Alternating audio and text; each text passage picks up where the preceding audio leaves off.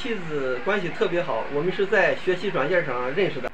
বেশ কয়েক বছর ধরেই প্রেমের টানে বিশ্বের বিভিন্ন দেশ থেকে বাংলাদেশে আসছে তরুণ তরুণীরা, এমনকি বিবাহ বন্ধনে আবদ্ধ হচ্ছেন তারা। এবার প্রেমের টানে সুদূর চীন থেকে বাংলাদেশের গোপালগঞ্জ জেলার এক প্রেমিকার কাছে ছুটে এলেন লিউ সিলিয়ান নামে এক তরুণ।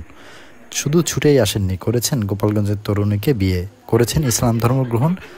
লিউ সিলিয়ন থেকে হয়েছেন মোহাম্মদ সাদিকুর রহমান। 妻子关系特别好，我们是在学习软件上认识的。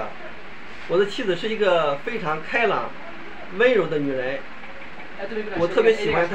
我在中国坐了1天的飞机来到孟加拉和她举行婚礼。আমার স্ত্রীর সাথে আমার সম্পর্ক খুব ভালো।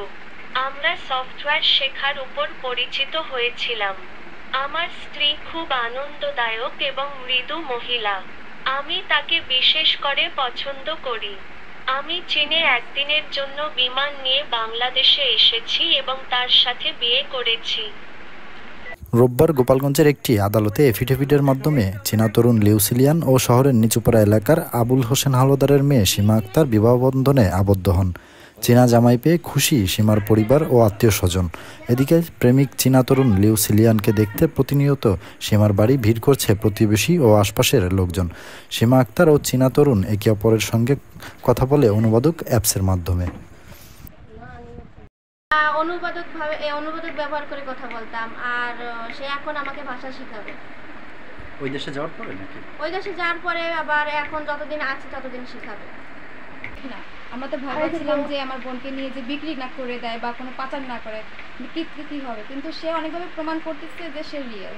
তো এই জিনিসটা দেখে আমাদের মনে ভালোই লাগতেছে, না আসলে রিয়েল যখন বিয়ে করেছে সেটা আমাদের কাছে ভালো লাগতেছে যে না অনেক ভালোই লাগতেছে ব্যাপারটা নিয়ে। আর অনেকে সবাই আসতেছে, দেখতে আসতেছে। বর্তমানে এসব দেখতেছে প্রেমের টানে এক একজন প্রেমিক এক দেশ থেকে আরেক দেশে আসতেছে।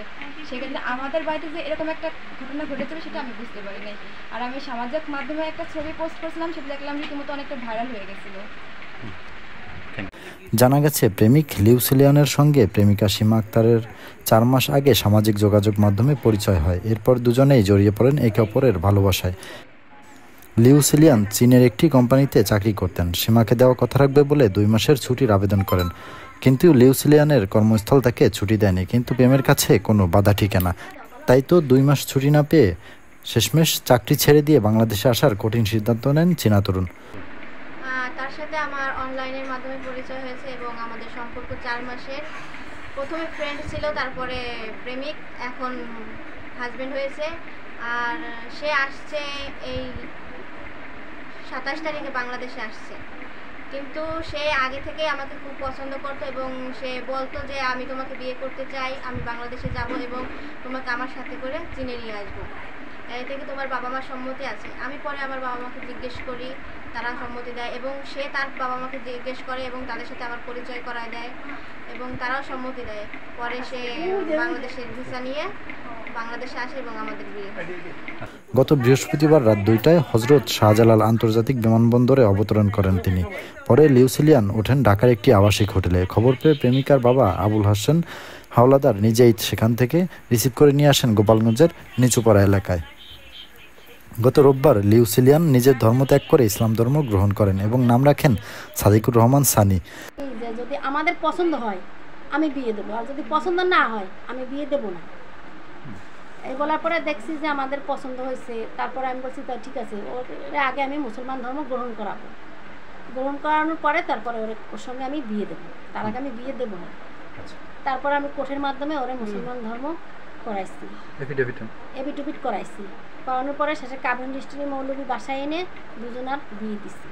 এরপর এফিডেভিট করে এবং কোর্ট ম্যারেজের মাধ্যমে সীমাকে বিয়ে করেন। শুধু তাই নয়, একই দিন বিকালে ধর্মীয় রীতিনীতিতেও বিবাহের আনুষ্ঠানিকতা শেষ হয় তাদের।